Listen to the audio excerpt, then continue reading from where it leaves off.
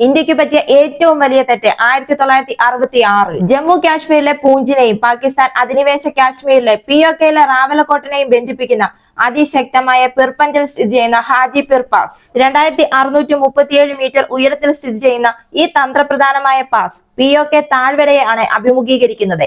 ഇന്ന് കാശ്മീർ താഴ്വരയിലെ പാകിസ്ഥാൻ തീവ്രവാദികളുടെ ഒരു പ്രധാന നുഴഞ്ഞുകയറ്റ മാർഗങ്ങളിൽ ഒന്നായിട്ടാണ് ഇത് പ്രവർത്തിക്കുന്നത്. ഇന്ത്യയുടെ ജമ്മു കാശ്മീരിലെ പ്രശ്നങ്ങൾ സൃഷ്ടിക്കുന്ന പാകിസ്ഥാന്റെ കഴിവിനെ ഗണ്യമായി കുറയ്ക്കുന്നതിനു വേണ്ടി ഈ ഹാജിപിർ പാസ് നിലനിർത്തിക്കൊണ്ട് ഈ നുഴഞ്ഞുകയറ്റ പാത നിലനിർത്തിക്കൊണ്ട് ഇത് തടയാൻ ഇന്ത്യക്ക് കഴിയുമായിരുന്നു.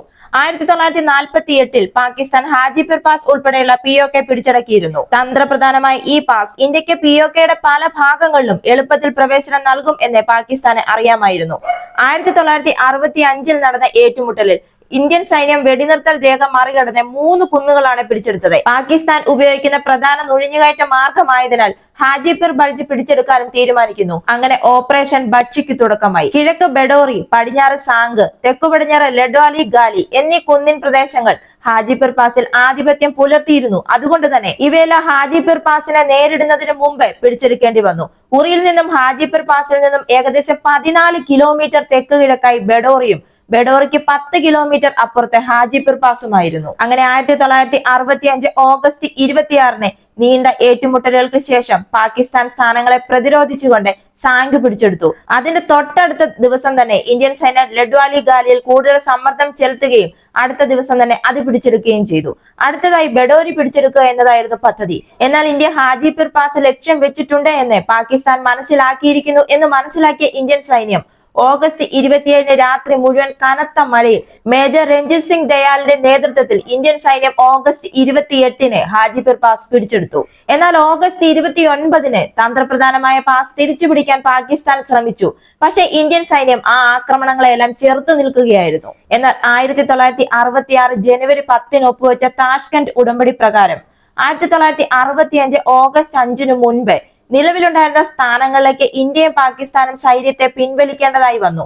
അതായത് ഇന്ത്യ ധീരമായി പോരാടി ഗണ്യമായ മനക്കരുത്തോടും ദൃഢനിശ്ചയത്തോടും കൂടി പിടിച്ചെടുത്ത ഹാജിപിർ പാസ് ഇന്ത്യക്ക് തിരികെ നൽകേണ്ടതായി വന്നു. ഏകദേശം 1920 ചതുരശ്ര കിലോമീറ്റർ പാകിസ്ഥാൻ പ്രദേശമാണ് ഇന്ത്യ അന്ന് പിടിച്ചെടുത്തത്.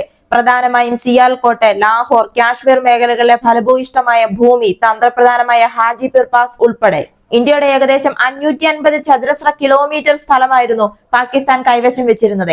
എന്നാൽ പാകിസ്ഥാന്റെ ഹാജിപിർ പാസ് ലാഹോറിന് സമീപമുള്ള തന്ത്രപ്രധാന പ്രദേശങ്ങൾ ഉൾപ്പെടെ ഏകദേശം 4 ഇരട്ടി പാകിസ്ഥാൻ ഭൂമി കൈവശം വെച്ചിട്ടും ഈ താഷ്കന്റ് കരാർ ഇന്ത്യക്ക് ഒരു ഗുണവും ലഭിച്ചില്ല.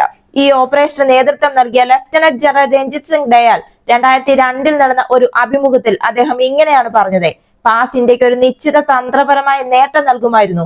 അത് തിരികെ നൽകിയത് ഒരു തെറ്റായിരുന്നു. ഇന്ന് കാശ്മീരിലേക്കുള്ള മുഴുവൻ നുഴഞ്ഞുകയറ്റവും ആ പ്രദേശത്തു നിന്നാണ് നടക്കുന്നത്. ഈ പിടിച്ചെടുത്ത പ്രദേശം നിലനിർത്തുകയായിരുന്നുവെങ്കിൽ ഇന്ന് കാര്യങ്ങൾ വ്യത്യസ്തമാകുമായിരുന്നു. ഇന്ത്യൻ സർക്കാരിന്റെ ഔദാര്യം കൊണ്ടാണ് ഹാജിപിർ പാസ് പാകിസ്ഥാന് നൽകിയത്. ചർച്ചകളിൽ യുദ്ധത്തിന്റെ നേട്ടങ്ങൾ നഷ്ടപ്പെടുത്തുന്നത് ഭാവി യുദ്ധങ്ങൾക്ക് ഒരു പ്രചോദനമാകില്ല. 1965 യുദ്ധത്തിൽ പാകിസ്ഥാൻ കൈവശപ്പെടുത്തിയിരുന്ന ചാമ്പ് സെക്ടർ 1971 ഇന്ത്യക്ക് വീണ്ടും നഷ്ടമായി. ഇപ്പോഴും ഈ ചാമ്പ് സെക്ടർ പാകിസ്ഥാൻ കൈവശപ്പെടുത്തിയിരിക്കുകയാണ്. എന്നാൽ ഇന്ത്യ ഹാജിപിർ പാസ് ഇതുവരെയും തിരിച്ചു പിടിച്ചിട്ടില്ല. 1965 ഇന്ത്യൻ സർക്കാരിന്റെ ഈ തെറ്റ് 1965 പാകിസ്ഥാനുമായുള്ള യുദ്ധത്തിന് ശേഷം ഇന്ത്യൻ സർക്കാർ സൈന്യം നേടിയ തന്ത്രപരമായ മുന്നേറ്റങ്ങളെ ചർച്ചാ മേശയിലെ വെറും തന്ത്രപരമായ നേട്ടങ്ങളാക്കി മാറ്റിയിരുന്നുവെങ്കിൽ ഇപ്പോൾ ഇന്ന് 2025 ഇത് സംഭവിക്കുമായിരുന്നില്ല. 1971 ഹാജിപിർ പാസ് തിരിച്ചു പിടിക്കാനും കാശ്മീരിലേക്കുള്ള പാകിസ്ഥാന്റെ പ്രധാന നുഴഞ്ഞുകയറ്റ പാത ശാശ്വതമായി അടയ്ക്കാനുമുള്ള ചരിത്ര അവസരങ്ങളാണ് ഇന്ത്യ നഷ്ടപ്പെടുത്തിയത്. ഏറ്റവും പുതിയ ഈ ഭീകരാക്രമണത്തിന്റെ പശ്ചാത്തലത്തിൽ ഒരു കാര്യം വ്യക്തമാണ്: കാശ്മീരിലെ നിർണായക സുരക്ഷാ പോരായ്മ പരിഹരിക്കുന്നതിന് ഇന്ത്യ പാകിസ്ഥാന് വിട്ടുകൊടുത്ത ഹാജിപിർ പാസ് ഇന്ത്യ തിരിച്ചു പിടിക്കണം. ആ ചരിത്രപരമായ തെറ്റ് തിരുത്തേണ്ട സമയം അതിക്രമിച്ചിരിക്കുന്നു.